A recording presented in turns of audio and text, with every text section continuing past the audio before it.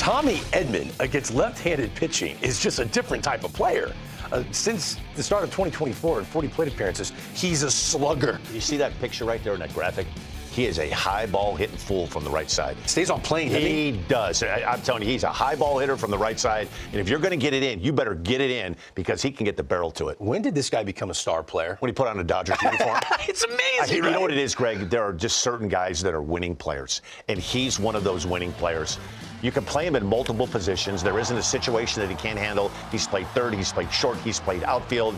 And those kind of guys are invaluable to a manager. You can pencil them in, and he'll play above average anywhere that you play him. And it's easier said than done. To play multiple positions, here's a fastball he got from Steele that was 90, center cut, middle, up and in. But look at him get to the barrel, too. Didn't dip down below it. Stayed on plane with that bat. Solid player. You know, it's funny. He could never find regular at bats at positions for the Cardinals.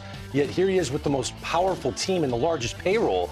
He's attacked the Cubs since joining the Dodgers. He's getting over $70 million in a contract. Cardinals did not see the value in holding on to him, and the Dodgers clearly do. And a player like Tommy Edman and Kike Hernandez, who once again goes deep and drives in 3 runs, they recognize not just the stars and Freddie Freeman and Shohei Ohtani and Mookie Betts, who you build an entire organization around, but they could write the book on recognizing talented role players who you need to scratch across the finish line and win a world championship. I think one of the keys to accepting that role, Kike Hernandez had a chance to be an everyday player in Boston. It didn't work all that well for him.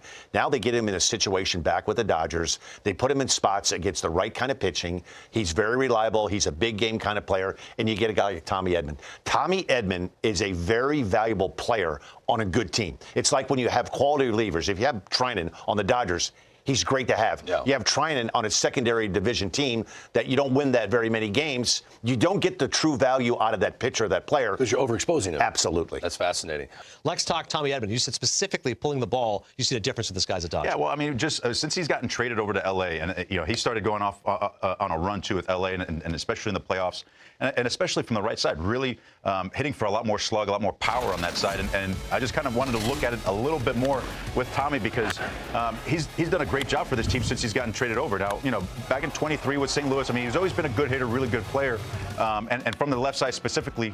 But I just wanted to see, what was he pulling the ball as much? And sure enough, in 22 and 23, around 38, 39% of the time, he was pulling the ball from the right side. And all of a sudden, he gets traded to the Dodgers, and it seems like he's making more of a conscious effort to do that because he's got power. And sure enough, since he's been traded, he's pulling the ball a little over 45% of the time to get the ball in the air, which has basically resulted in his plate appearances against left-handed pitching with the Dodgers.